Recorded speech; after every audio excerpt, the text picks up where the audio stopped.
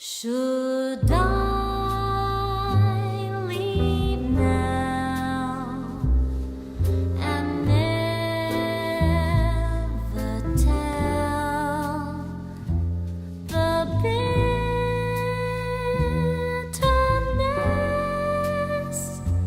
in me,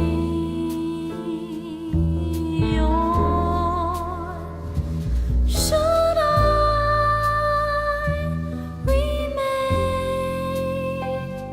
betray all the pain? Oh no,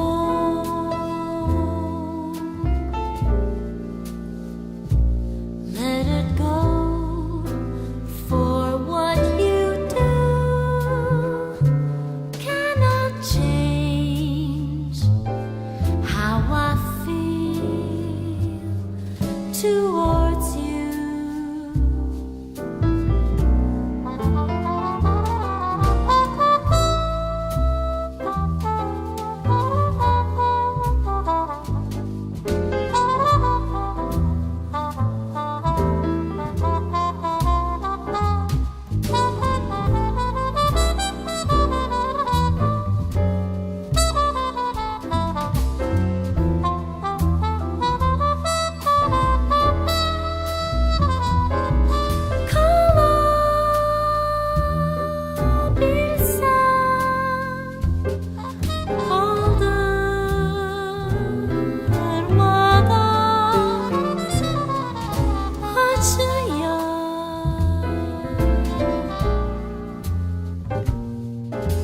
Olduğuna bırak her şeyi,